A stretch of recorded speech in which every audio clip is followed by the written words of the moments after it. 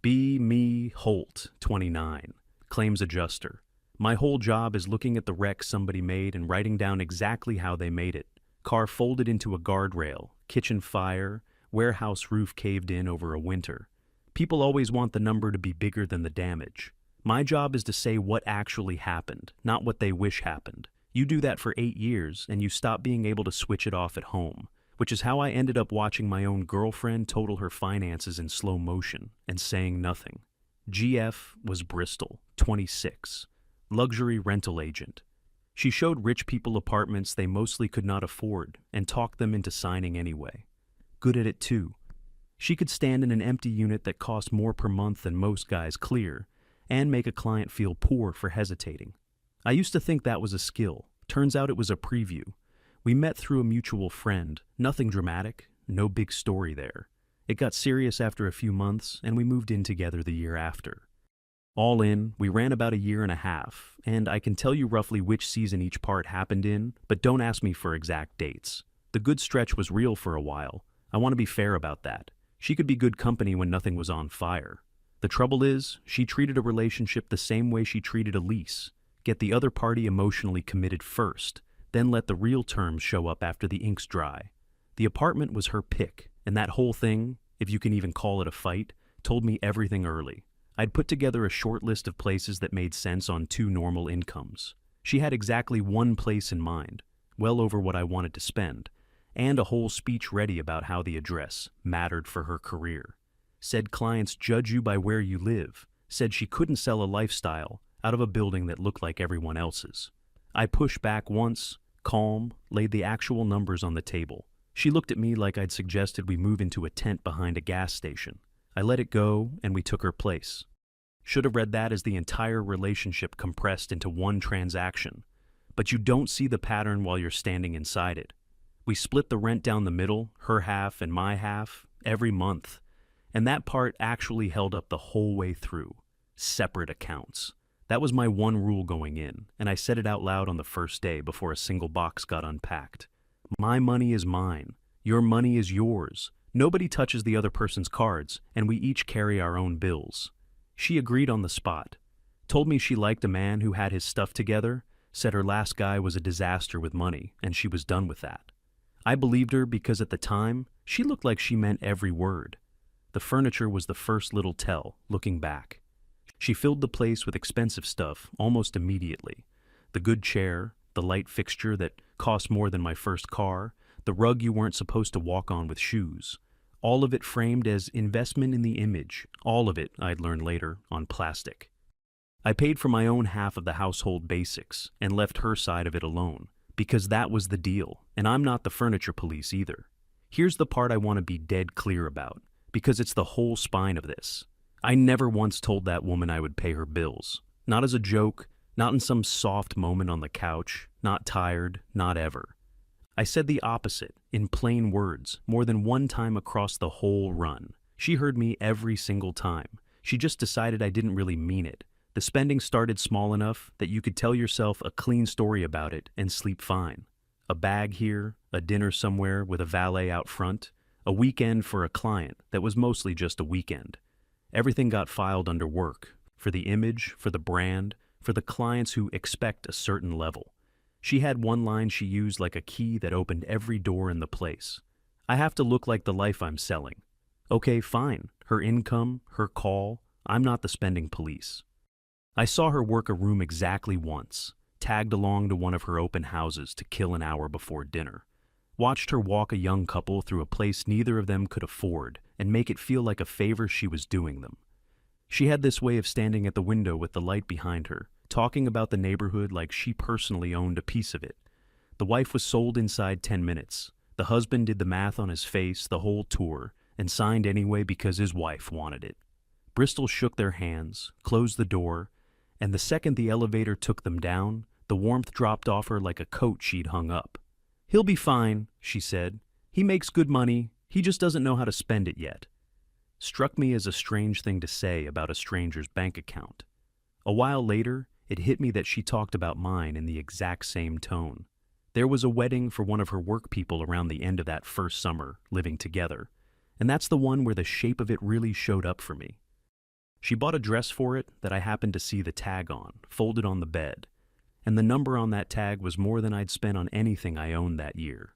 Same week at work, I was closing a claim on a guy whose truck got repossessed. He swore his brother-in-law had basically promised to cover the note when money got tight, so he'd stopped worrying about it and bought a boat. The brother-in-law, it turned out, had never actually promised anything, just said, "Don't stress, we'll figure it out." Once at a barbecue. Truck gone, boat still in the driveway, and this guy sitting across from me, genuinely stunned that a maybe from a relative wasn't a contract. I drove home from that one and walked into a dress that cost a mortgage payment, and something in the back of my head just went, filed. Then the first card maxed out. I only found out because a statement landed at the apartment, and it was sitting on the kitchen counter, face up, the balance right there at the top of the page. I wasn't snooping, it was 2 feet from the coffee maker. I read the number, put it back exactly where it was, said nothing. Not my card, not my problem. That was the deal we shook on. Maybe a month later, a second card showed up in the mail with that stiff new plastic envelope you can feel through the paper. Then, not long after, a third. I clocked all 3 because I notice paper. It's the job. My eyes go straight to account numbers the way other people's go to a screen. She never mentioned opening any of them, and I never brought it up. The first time she said the quiet part out loud, we were eating at the apartment and she wasn't even looking at me, just scrolling. "You'd cover me if it ever got really bad, right?" Flat, half a question, like she was reading it off a receipt to confirm a total. I remember I just kept eating. Didn't answer, didn't nod, didn't do anything at all. I figured silence was an answer. She figured silence was a yes. And that's the entire story in one frame, if you want it small. 2 people heard the same nothing and wrote down 2 completely different numbers. After that, the spending didn't slow down. It got permission. I think in her head, the bill was already handled by me, filed under, "Holt will fix it when it matters." So, why hold back? Somewhere in the warmer months, she booked a trip for the 2 of us without really asking, a real one, resort, and a flight that isn't in the back of the plane. Put the whole thing on a card and told me about it like it was already settled. "I booked us something. You're gonna love it." I said that sounded fun and asked which of us was paying for what. She waved it off with a "we'll figure it out," which in her language meant it was already my problem. I just hadn't been informed yet. I paid my own flight and my own half of the room, sent her my share to the dollar, and left the rest sitting right where she'd put it. She'd fully expected the whole tab to quietly become mine by the time we landed. It didn't. We had an all right time, and she flew home to a card exactly as heavy as the one she'd left with. The friend did not help. Bristol had one of those best friends who talks like a poster on a wall that quietly resents men. I met her a handful of times, dinners mostly, always at places Bristol picked. Every single time, that woman found a way to explain to the whole table what a man is supposed to do. A man covers, a man provides, a man makes sure his woman never has to think about money for 1 second. There was one dinner in particular, the 3 of us, where she really got going. Started in on how her own ex was financially abusive because he wanted to see where the money went each month. How any man who tracks spending is really tracking you. How a partner who won't just hand it over is keeping score. And keeping score is a red flag, and a red flag is basically a warning shot. She said all of it looking at Bristol, but aiming it at me, the way people do. Then she landed the one that stuck. A man who makes you feel like money is a boundary is showing you exactly who he is. Bristol nodded along at every beat, and at that last one she looked over at me to see if it had gone in. I just asked if anyone wanted the last of the bread. Her mother ran the same tune down the phone, different words. I'd catch the back half of those calls from the next room without trying.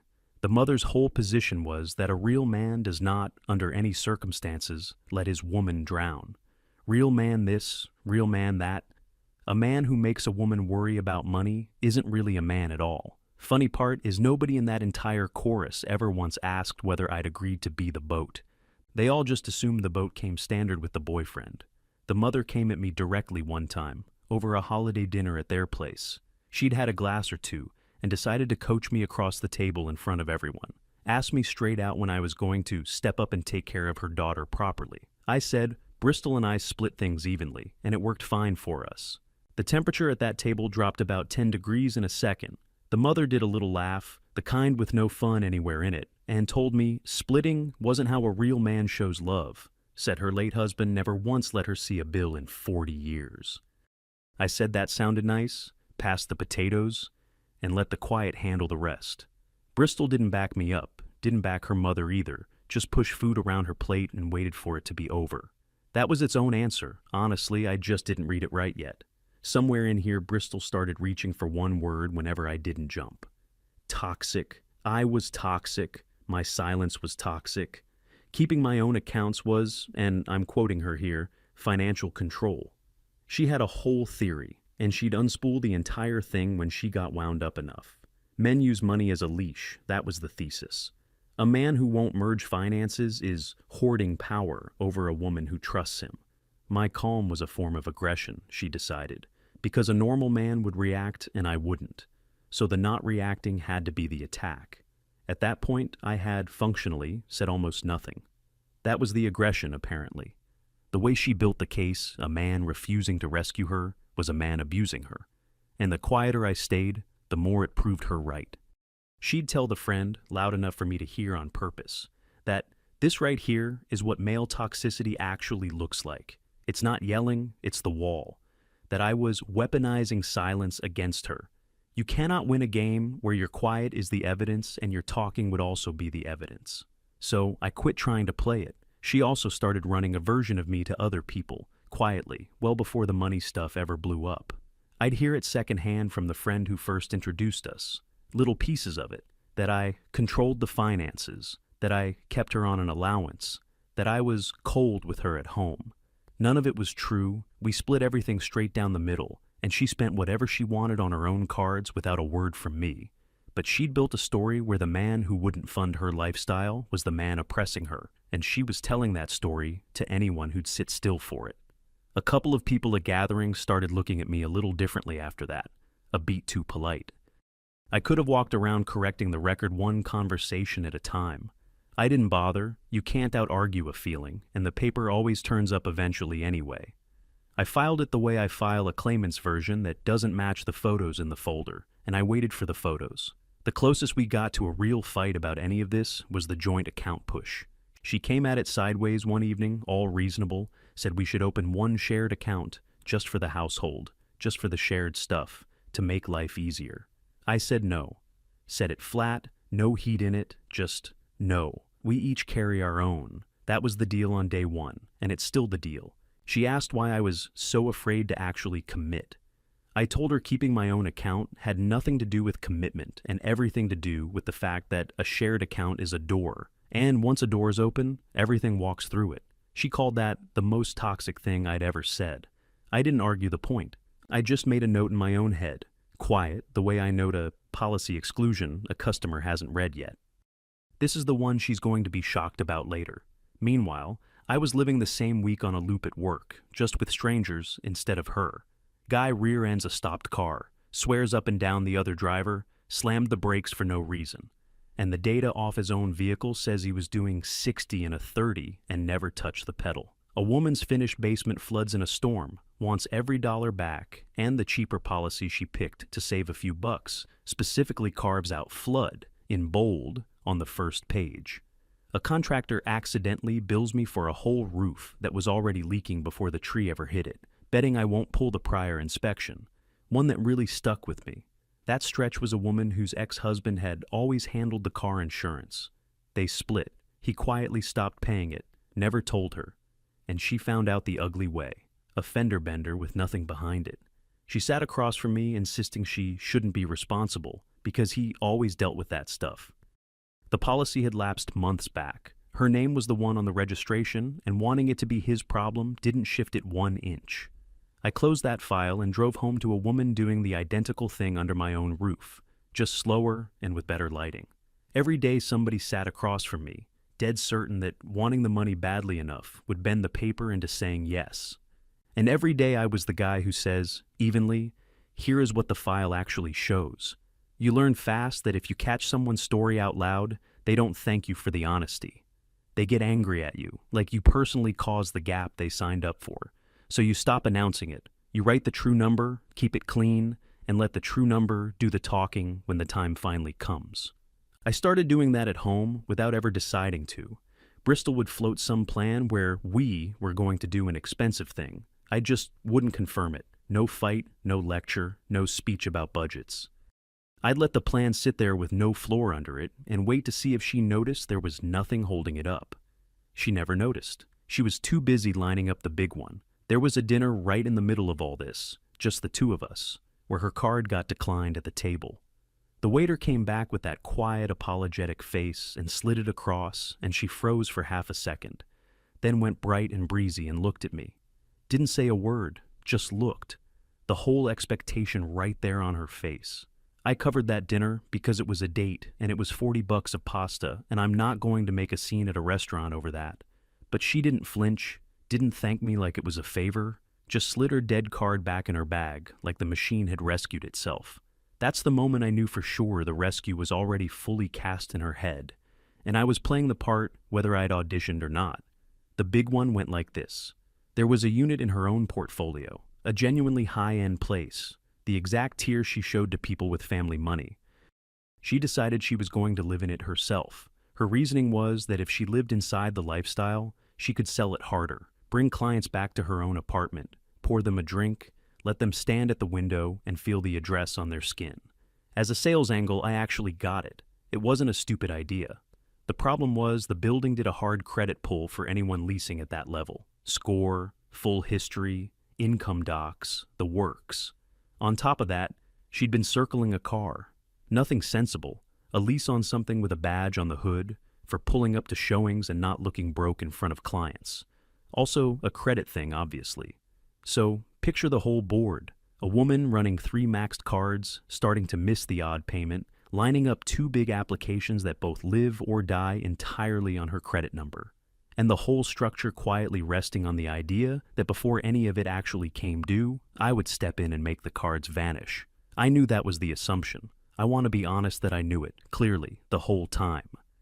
I could see it sitting under everything she said, the load-bearing beam nobody would name out loud.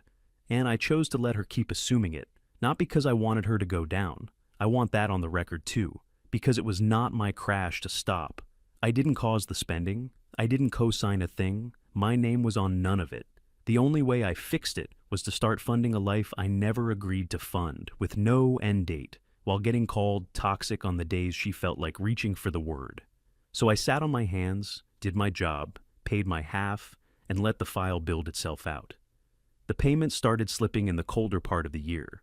I know it was cold because she was wearing a new coat around then, that I was fairly sure was card number 2, out for a walk. First it showed up as a late fee on a statement that still came to the apartment. I saw it, said nothing. Then the phone calls started.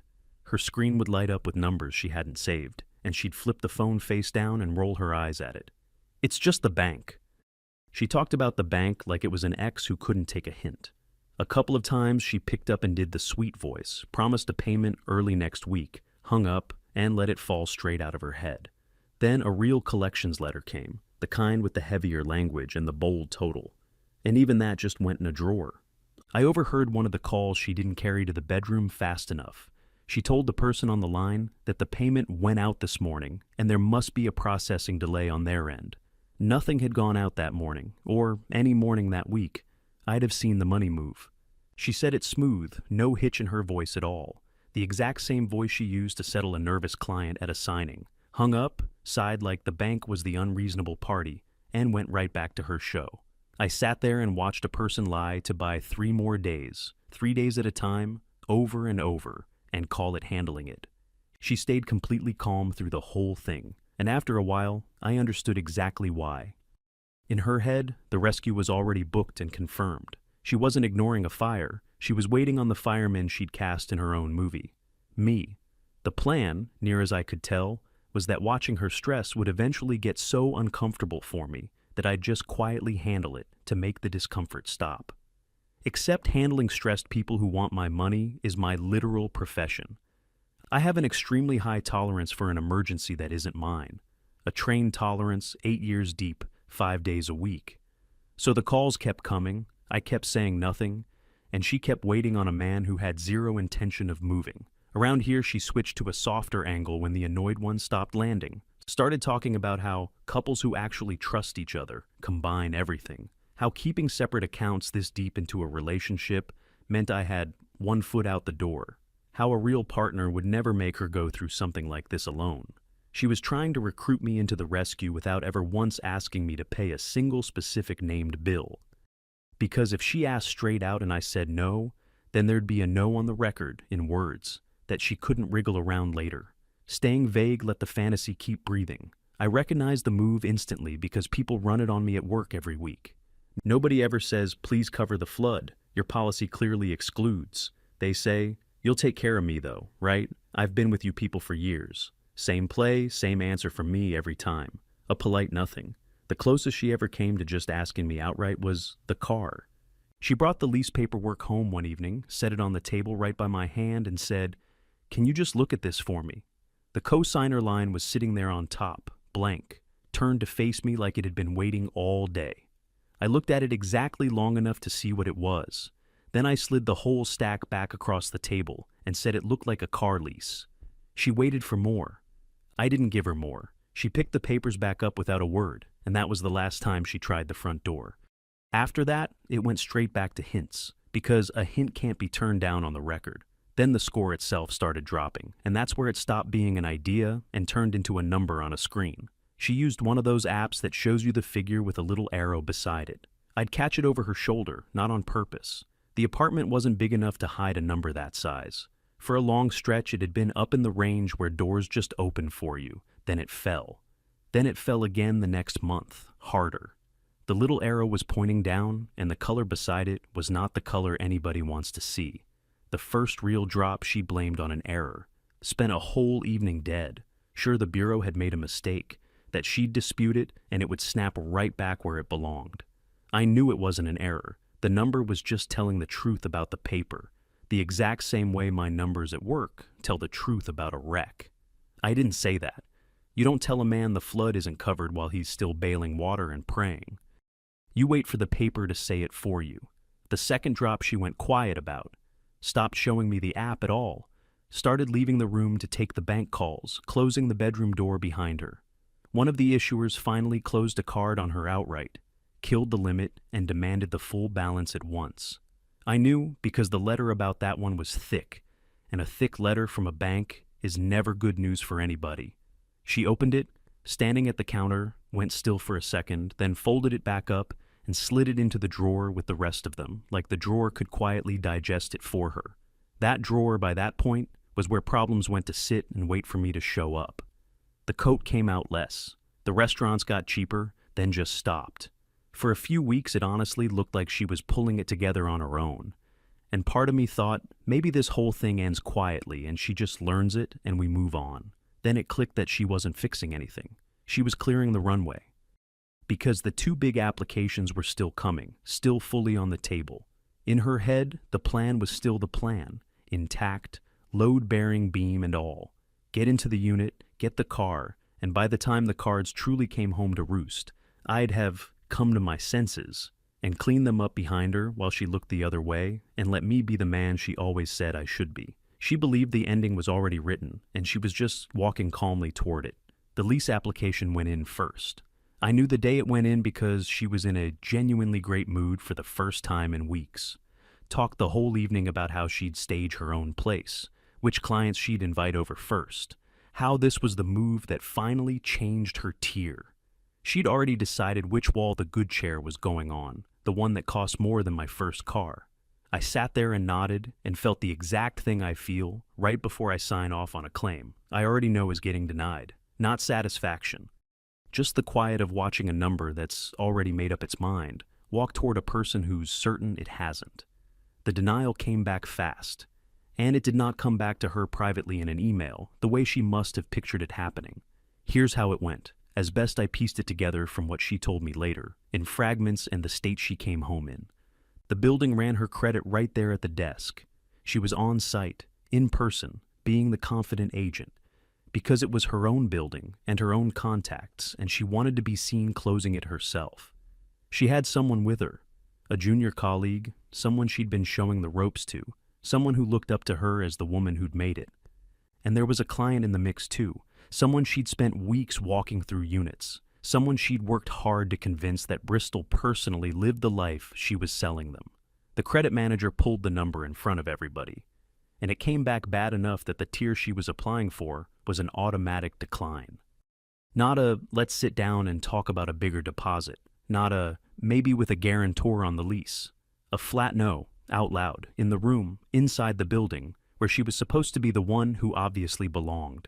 The woman who made strangers feel poor for pausing got told, in front of a client and the colleague she was mentoring, that she personally did not qualify to live in her own listing. She called me right after. I've heard a lot of people on the phone in the first minute after their number came back wrong. She sounded exactly like every one of them, that specific flatness where the confidence has been shut off at the wall and there's just static left on the line. She asked me, small, if I could come get her. I told her I was already home and she could take a car back. Not to twist the knife, just because driving down to collect her from that lobby would have made me part of the rescue she'd cast me in, and I wasn't about to sign on to the role in the last act after sitting out the whole play. She didn't lead with the rescue that night. She was too knocked flat to run the play. The car lease she'd lined up got pulled within a day or two. Same reason, same number. The second domino going over without a sound. 2 applications, 1 score, both dead. She came home and the whole thing finally came out, right there in the kitchen. And this was the conversation I'd been walking toward for months without ever letting myself picture the exact shape of it. She stood there with the decline paperwork actually in her hand, real paper, waving it a little as she talked. And she asked me the question straight. Why didn't you do anything? Then louder, the second time. Why didn't you say anything? I put my coffee down first, wanted my hands empty for it. I never told you I'd pay, I said. Not once. I told you the opposite, more than once. You heard me every time. Watched it land, watched her run back through a year of dinners and statements and eye rolls, hunting for the moment I'd promised, because she needed a promise to exist. A promise meant I'd broken something, and a broken promise meant this whole wreck was mine, not hers. There wasn't one. There was never one.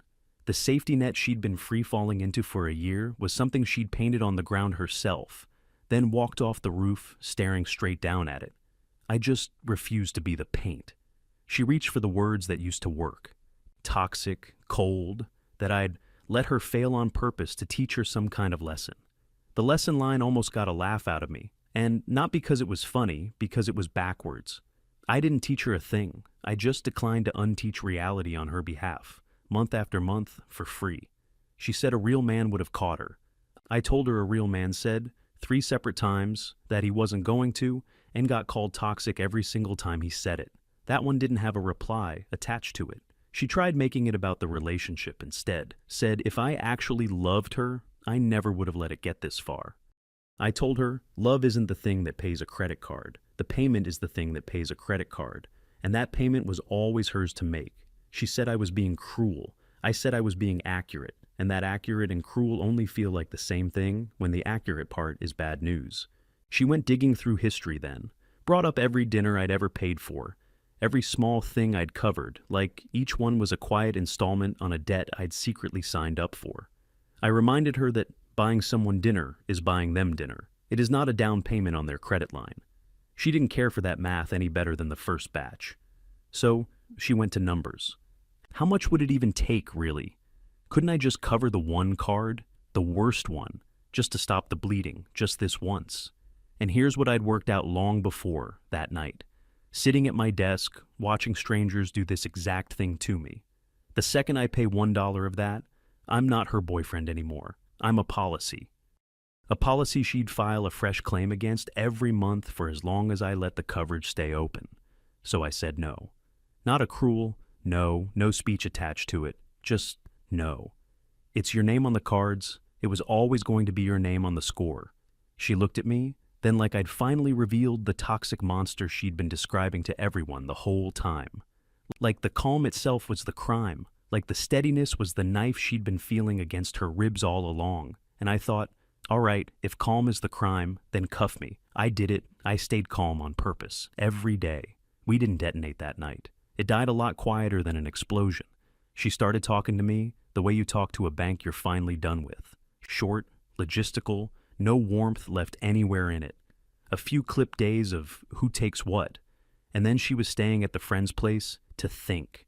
The thinking ran about 2 weeks and came back as a text, not a conversation, which told me the last thing I needed to know about how she'd always seen me.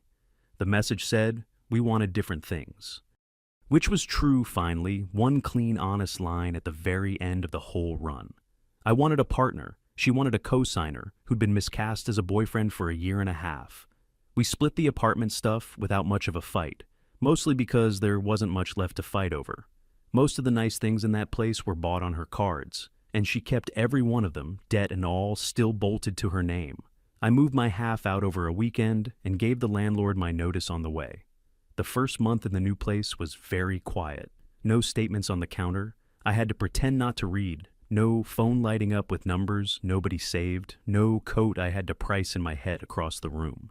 I paid my rent, paid the one card I actually use, watched the balance land on zero, and it felt like nothing at all, which is exactly how zero is supposed to feel. A guy at work asked why I seemed lighter, and I told him I'd cut an expense. He assumed I meant a subscription. I let him. I'll give you the after, because that's the part people actually want when a story like this winds down. My accounts sit exactly where they sat the day we met. My score never moved a single point through any of it, because I never touched a card that wasn't mine, and never put my name on a thing that wasn't mine to sign. My rent history is spotless. My file is spotless. Top to bottom, no notes. I could walk into any building or any lender tomorrow, and the number opens the door before I finish the sentence. She can't. The debt is still hers, the score is still hers, and the exact tier of life she built her entire pitch on is now a tier she personally cannot rent. A mutual friend told me a while after that she'd landed in a much smaller place, on her own, still doing the same job, still standing in units above what her clients can carry, still talking strangers into signing for the life they want, instead of the one they can actually hold. The friend messaged me a few weeks after it ended, out of nowhere. I figured it'd be a lecture, and it was, said I'd shown my true colors, that a real partner doesn't sit back and watch someone struggle. I read it, didn't reply, let it sit there gray and unanswered, like every plan Bristol ever floated at me.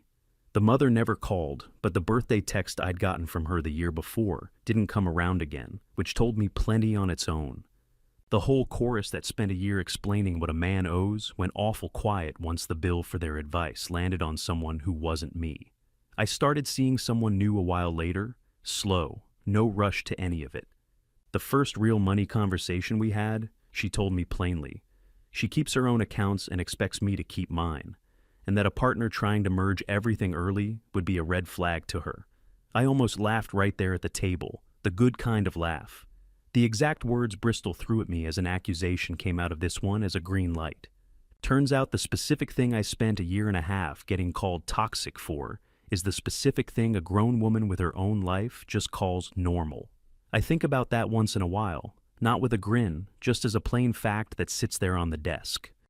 The woman spent 2 years selling people a life above their means. And the one time the bill for that idea landed on her own name, the man she'd cast as the safety net just stood there and watched and said nothing, exactly the way she'd been promising everyone he would. She called it toxic right to the very end. The calm, the separate accounts, the quiet. She never once called the actual thing by its real name, and the real thing was simple. I wrote down what happened instead of what she wished had happened. It's the only thing I've ever really known how to do. And for once the claim on the desk wasn't a stranger's. File closed.